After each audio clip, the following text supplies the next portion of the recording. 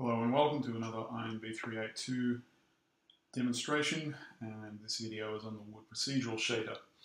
So looking here, we have now our procedural wood shader in 3D. Note that our cube, doesn't freak out when we get close to it, same as with other procedural shaders because it's all in image space. The key thing to note is that the shape of the texture looks like a ring, and it's based around an origin which creates, as you're going up effectively in Y, in the, what are we doing? We're going up, in X. As we're going up in X in the coordinates, as you can see, we just get a straight edge, but as we go through X and Y, we get a ring effect here, just like you would in a tree trunk. And note that there's some minor noise effects added to it, not massive, in order to create these rings that you see. So that's all procedural. It's very similar to the other procedural effects I'm going to show you. So what we show here is moving across to our script, that we generate our noise function in the script. Because I'm not able to get a 3D noise file, such as a DDS file, into CG in Unity. As far as I know, 3D textures are not a part of the CG model. Maybe if I used HLSL I could do that, but I think it's just verboten. That being said, there's no reason why not couldn't create 3D noise inside the shader itself. So I'm not freaked out because I was using images before. I may as well just generate them in the shaders here. In the script here. So this means that, as you can see, create a 3D texture, load it up with noise using 3 loops in X, Y, and Z, and then pass that through to the texturing system, the shading system, using the usual method, render.material.setTexture, and away we go. We have our noise ready for our wood shader. But the key thing with the wood shader really are the rings.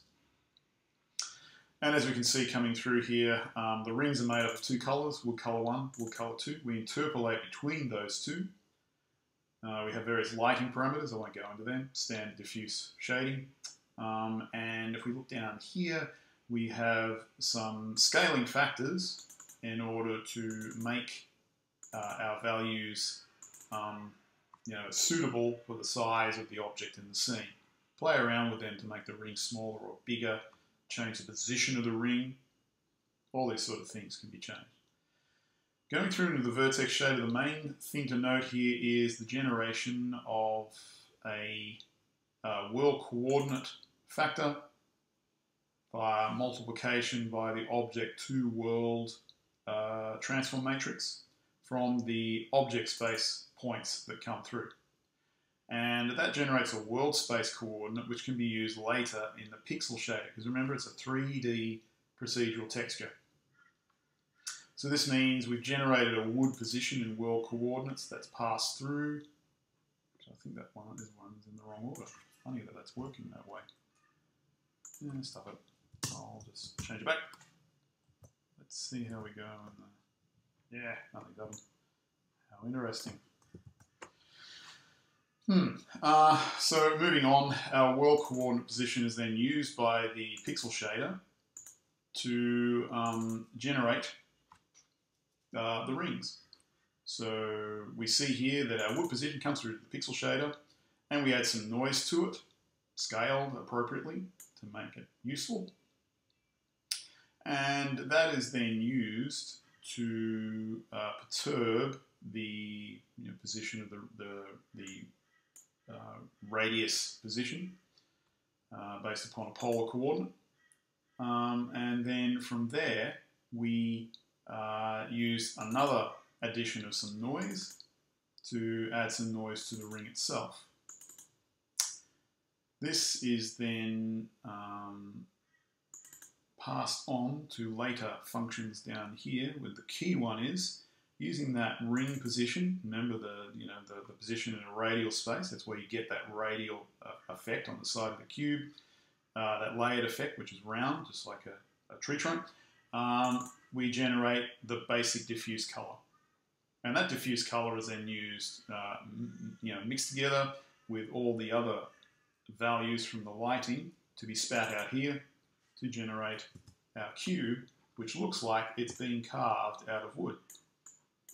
And that's all procedurally generated. So the key thing here is to note the geometry to generate the rings, the interpolation between the colors based upon the R value in the radius from the corner here outwards, and to note that it's all in 3D space. So this means there's no distortion of the texture. The texture makes sense. So if we were to just plunge in lots of other objects to that constructed solid geometry, they all exhibit this 3D effect. And so things look like they're carved out of wood. And that's very important if you're going to make a realistic scene. Okay, thanks very much for that.